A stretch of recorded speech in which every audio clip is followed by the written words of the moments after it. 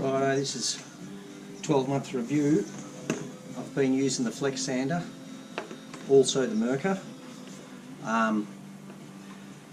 but I've used this one predominantly for the last 12 months. So, and like all the other videos, not sponsored, I don't get anything for it, blah blah blah, but I just like people to know what they're going to spend their money on and what I think you're going to get for your money.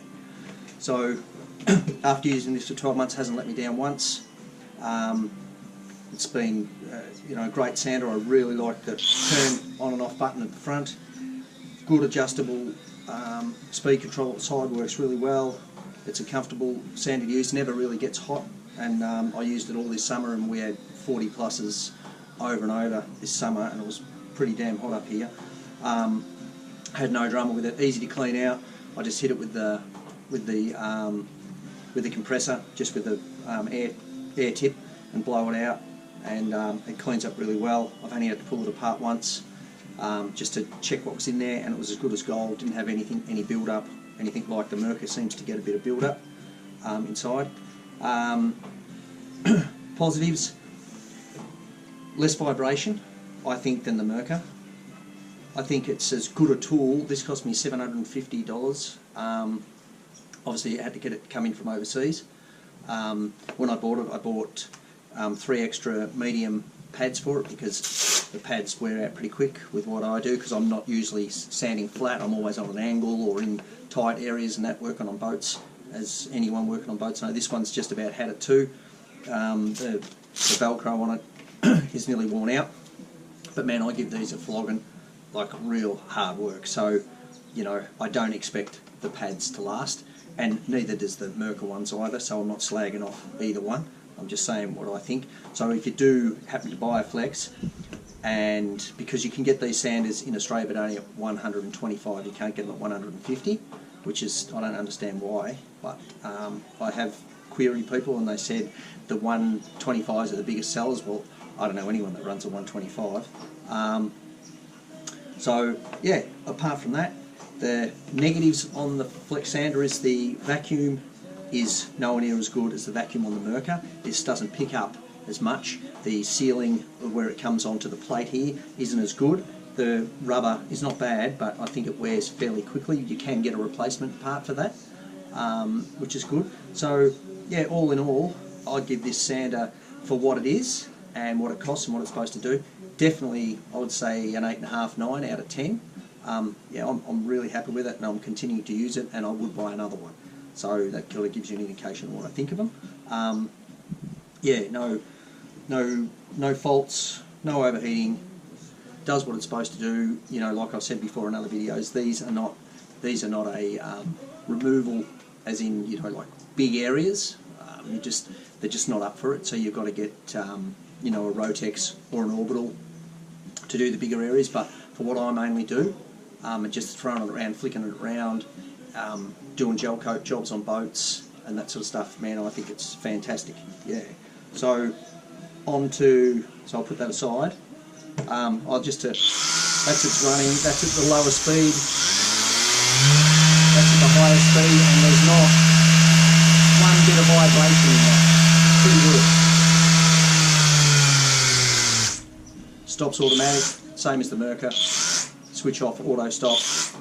Hasn't faulted like the MRKA. Runs on a bit now, as I should mention, is because of the adapter, and I don't know what it is, but if you're running like a Makita sander like I do, it sort of stuffs around with the auto switch on and off a little. Sometimes it works, sometimes it doesn't, which can be quite annoying. So anyway, that's just another thing that just came to mind. I don't script any of that stuff, I just try and remember what I've got to say, which is tough.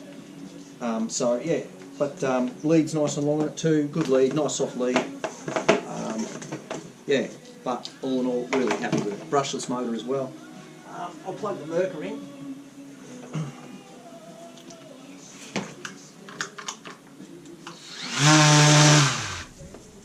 A lot more vibration. That is flat out though.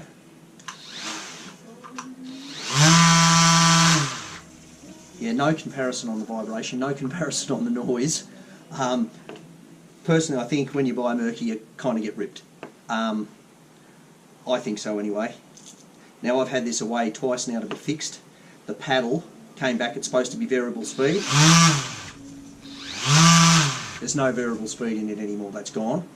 They put a whole new control section in the back of it because, I don't know if you remember, I was having the trouble with the lead unplugging all the time, which it will do again, but I haven't been using it. So, yeah, for, I don't know what this cost me, 950 plus postage, something was $1,000 or just over. Bought a couple of extra pads. I think in the end with the bits and pieces I bought, it's about $1,200, something like that, 1,150, somewhere around there. But yeah, the good things about it, the vacuum is definitely, the pickup is better. The paddle thing gives me the shit, so I'd much prefer a button at the front so you can control it yourself. And if you want a variable speed, use variable speed. The button thing, variable speed, I kind of like the knob. Actually, it's easier and quicker. This you've got to have a look, then you've got to see your colours, and okay, I'm down to the lowest. Then you've got to flick it back up. I don't know. I don't mind just swiveling around. The only other good thing about it too is that it has this rotating piece for your vacuum, so your cord doesn't get twisted as much. Where this is just fixed, it doesn't have a rotating suction area at the back. But yeah, so I haven't used this for 12 months. It's basically sat. That's why all the dust shot out of it just before. And actually, I'm not going to go back to it at any time soon. I'm just using it as a spare now, and I'll keep using the Flex for what it's worth. Yeah, if you buy one of these, look online, look at all the other reviews, but I swear that all the other reviews, they talk shit because I reckon they're paid by MIRKA and that. Because you can't be telling me that this is the best sander in the world, because like I said in the last one, I don't think they are, and there's still some improvements and some longevity issues, I think, with them. But yeah, like this is it running flat out. Just, I don't know if you can be able to pick up the vibration. I'll even take the pad off it, so because I've got the underlay pad on it. Somewhat better. I'll take the underlay off it, and it'll get better again without the underlay. Now look at that, without the underlay, quite good. But once you put all the extras on these things, they vibrate like shit. I wonder. I'll just do a comparison on the vibration with the Flex, because I don't use a pad on the Flex. It'll be interesting to see actually what it'll be like. This isn't actually for this one, but it doesn't matter. It'll fit. So, really